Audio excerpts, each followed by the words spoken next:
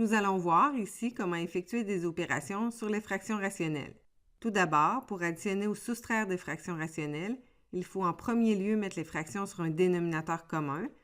Ensuite, additionner ou soustraire les numérateurs et diviser par le dénominateur commun. Et finalement, simplifier, si possible, la nouvelle fraction. Dans ce premier exemple, on désire additionner les fractions 1 sur x et 1 sur x moins 5. Le domaine serait l'ensemble des réels excepté 0 et 5. On doit trouver un dénominateur commun à nos deux fractions. Le dénominateur commun sera le produit des deux dénominateurs, c'est-à-dire x multiplié par x moins 5. On doit donc multiplier le numérateur et le dénominateur de la fraction 1 sur x par x moins 5, puis ensuite le numérateur et le dénominateur de la fraction 1 sur x moins 5 par x. En multipliant 1 par x moins 5 et 1 par x, on obtient ceci. On peut écrire une seule fois les dénominateurs sous une grande barre de division. On additionne finalement les termes semblables et on obtient 2x moins 5 divisé par x fois x moins 5. On peut laisser ainsi le dénominateur sous forme factorisée. Dans l'exemple 2, afin d'effectuer la soustraction, on va d'abord factoriser les dénominateurs pour voir s'ils ont des facteurs communs. X carré moins 7x plus 10 est un trinôme général qu'on factorise en cherchant deux nombres dont le produit donne 10 et la somme moins 7. Ces deux nombres sont moins 2 et moins 5. Le dénominateur de la deuxième fraction se factorise à l'aide d'une mise en évidence simple de x. On obtient alors x multiplié par x moins 2. On peut ici spécifier que le domaine serait les réels excepté 0, 2 et 5, étant donné que ces trois valeurs créent une division par 0. Le dénominateur commun sera le produit des facteurs différents présents au dénominateur, c'est-à-dire x multiplié par x moins 2 multiplié par x moins 5. Il s'agit ainsi du plus petit dénominateur commun. Maintenant, on doit trouver les numérateurs de chacune des fractions. Étant donné qu'on a multiplié l'ancien dénominateur de la première fraction par x pour obtenir le nouveau dénominateur, on doit alors, pour que la fraction soit équivalente, multiplier son numérateur par x.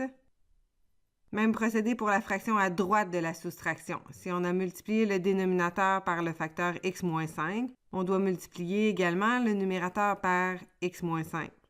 On peut mettre une seule barre de division et écrire notre dénominateur commun sous la barre de division. Et on soustrait nos numérateurs. On veut maintenant simplifier le numérateur. Pour cela, on distribue le x dans la parenthèse x moins 3 et le moins 3 dans la parenthèse x moins 5. On obtient comme réponse x carré moins 6x plus 15, qui est un trinôme non factorisable dans les réels, divisé par les facteurs x, x moins 2 et x moins 5. Il n'y a pas d'avantage à multiplier les facteurs au dénominateur. Nous allons voir maintenant comment multiplier et diviser des fractions rationnelles.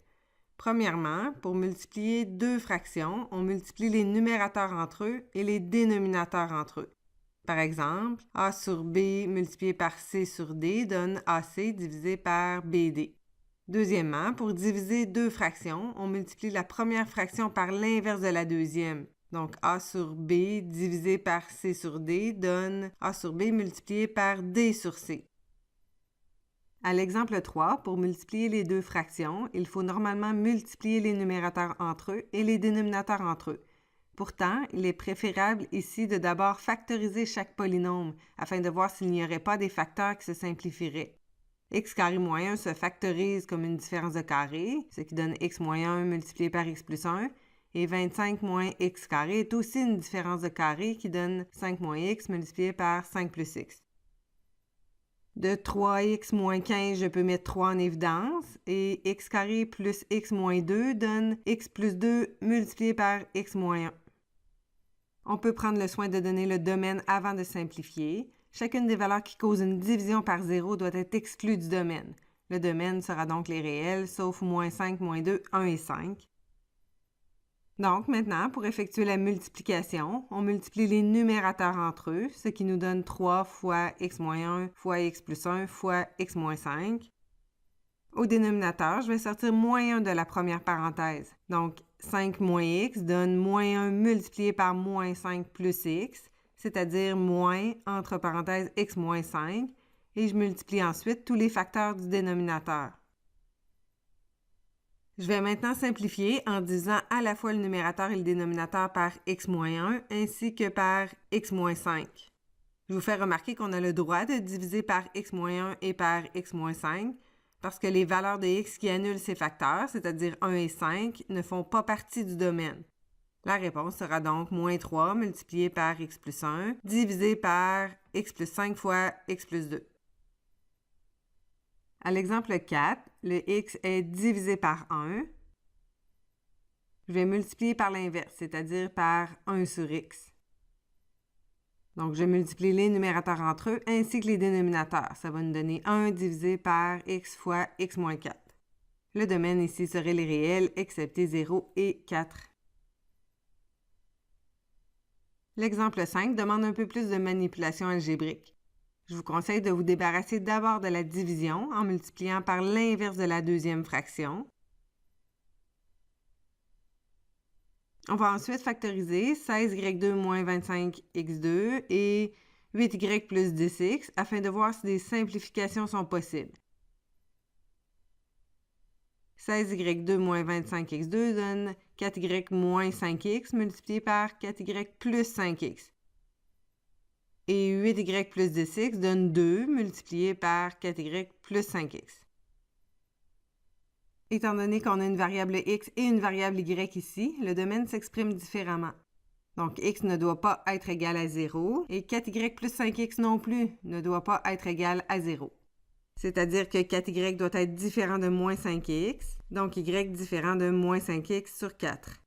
Maintenant, je peux simplifier les facteurs 4y plus 5x. Ensuite, x divisé par x au cube donne 1 sur x carré, donc il reste x carré au dénominateur. Je peux aussi multiplier 2 par 28 au dénominateur, ce qui donne 56.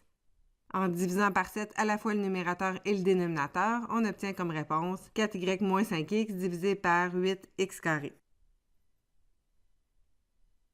En résumé, nous avons vu comment effectuer les opérations d'addition, de soustraction, de multiplication et de division sur des fractions rationnelles. Vous deviendrez plus à l'aise avec ces opérations mathématiques si vous faites par vous-même quelques exercices. Merci de votre attention.